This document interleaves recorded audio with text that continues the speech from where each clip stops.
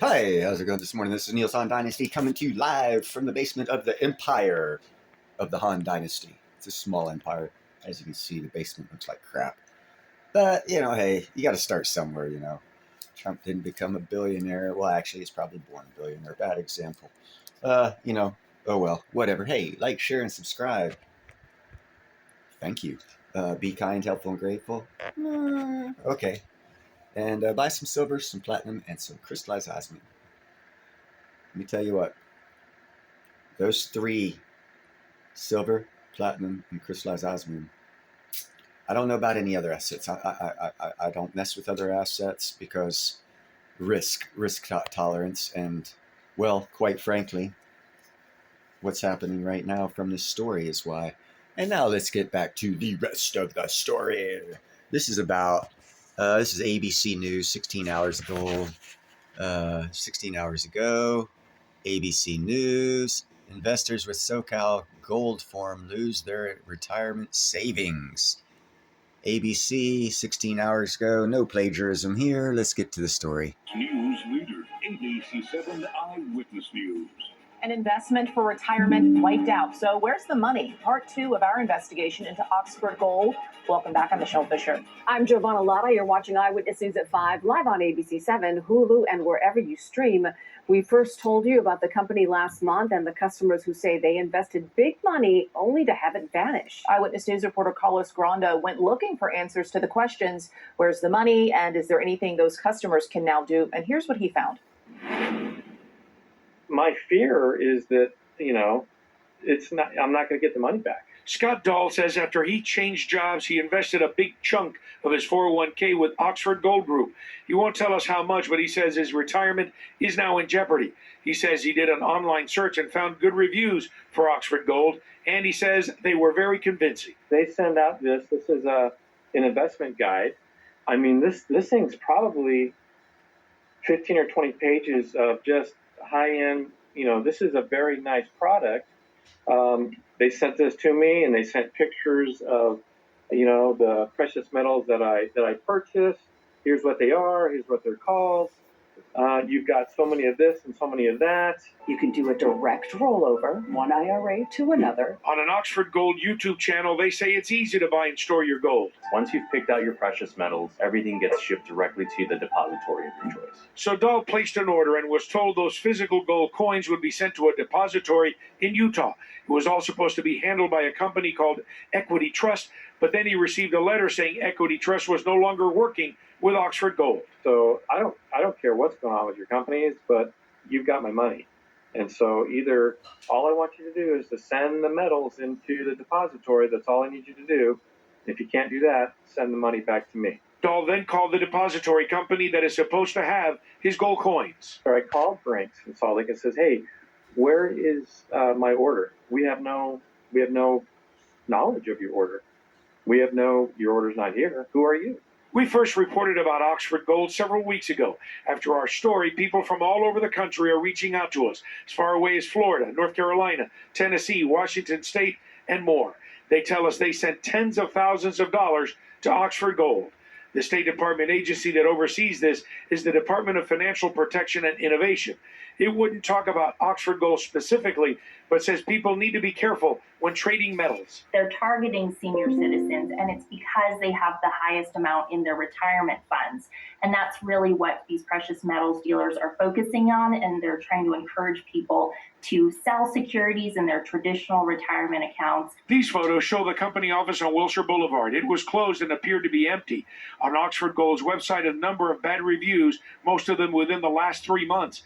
Many of the posts contain phrases like stole my money, stolen funds, and Oxford Gold is a scam. And then I found out about 2 weeks ago, actually through your initial story, that they apparently closed doors there in Los Angeles and are no longer to be found.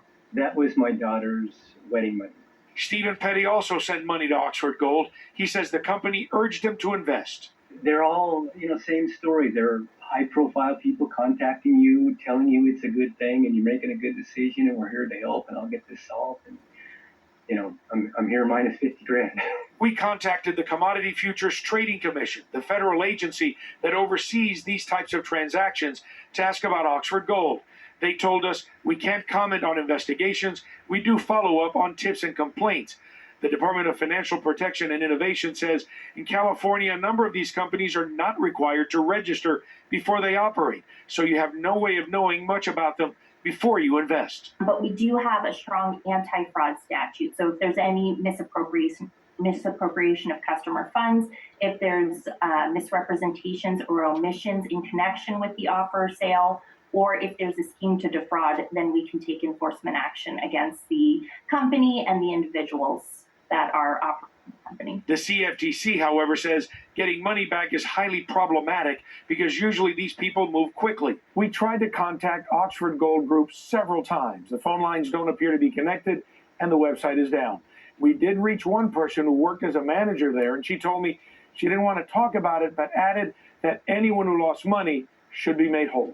I may not retire ever. I may die before I have the ability to retire just because of this purpose. Now, this goes to a point I like to make about not actually having metals in your possession. If you and it's okay to house them somewhere else, to vault them somewhere else, but don't buy something, have paperwork only on it, never see the product, and have them say it's going some. That's just too much trust. Right now in our society is not the time to trust companies because companies are going down. This is the time they scam, obviously, like this company did. You've got to keep your head on a swivel and realize that there's a good chance that the companies you're dealing with don't care about you. You're just a peon little number to them. So when you go to do these IRA rollovers and all this other stuff, it would be advantageous to hire a lawyer and have them represent you in doing so. Yes, it would cost probably $1,000 or $2,000 or $3,000 more. Well, you heard that one guy lost $50,000. What was $3,000? Would you rather give $3,000 to a lawyer or take a chance and lose $50,000? Right now in our society, people are not kind, helpful, and grateful, and they're very selfish and self-consuming. That's probably part of the problem of our society. Is we have a lot of evil people out there doing bad things for their own selfishness. So you have to be more vigilant than ever and more protective of your security financially than ever. And that means if you have to spend an extra $1,000 or $2,000 or $3,000 to get a lawyer to check something out, do it. Especially if what you're going to invest is more than $2,000 to $3,000. Because if you lose that, well, then you're going to have to get a lawyer anyhow, aren't you? So, what's that saying? An ounce of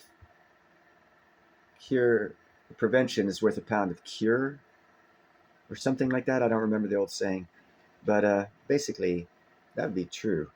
Go ahead and research thoroughly. Don't just go online. We know Google's getting sued right now for a monopoly, so whoever pays Google to say whatever you want them to say because you paid them, that's the search you're going to get. Do you trust that? Oh, but I do trust it. It's in a company. They got my best interest. No company has your best interest in mind.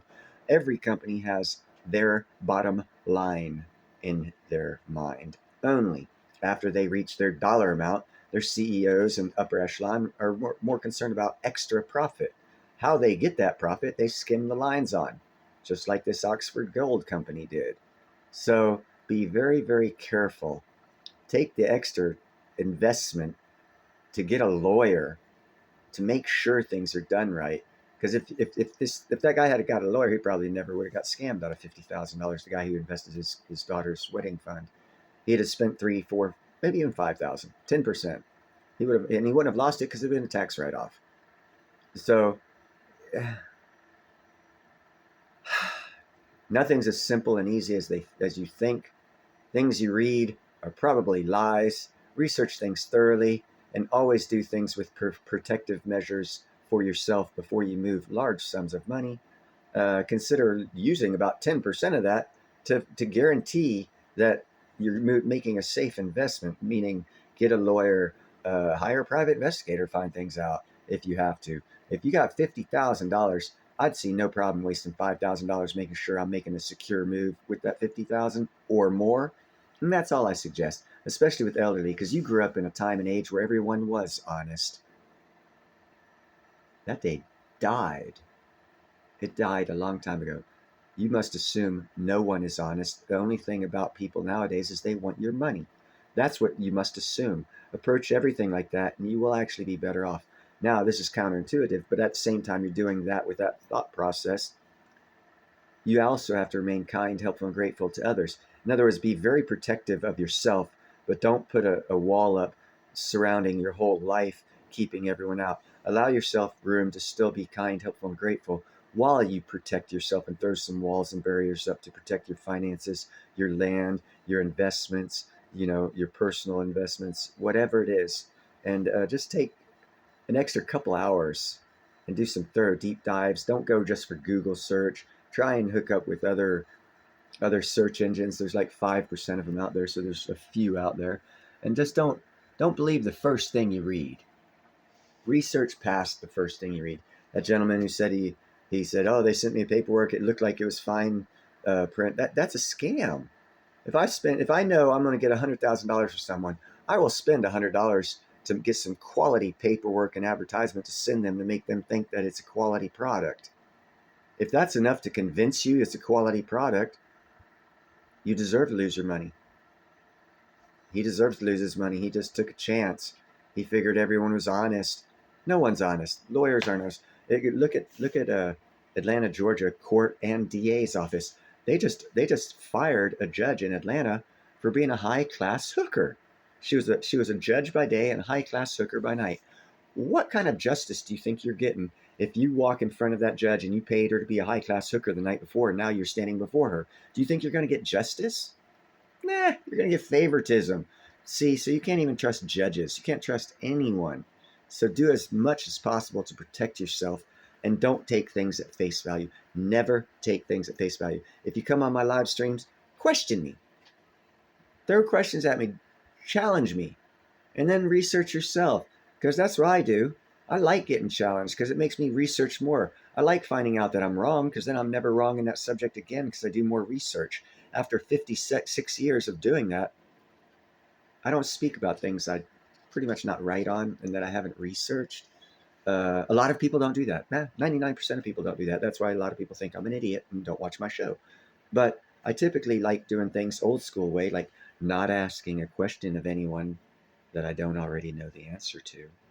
Not throwing $500 worth of investments out there blindly to someone, knowing that they could steal it from me because their words sounded good. Stuff like that. I already know 99%, 98% of the time what's going to happen before I do something because I research it. I'm old enough now to realize that's the actually best way to do things, not just blindly jump into things because of your personal thoughts and feelings. Sorry about this rant. I'll let you guys go. Have a great day and don't make any stupid investments.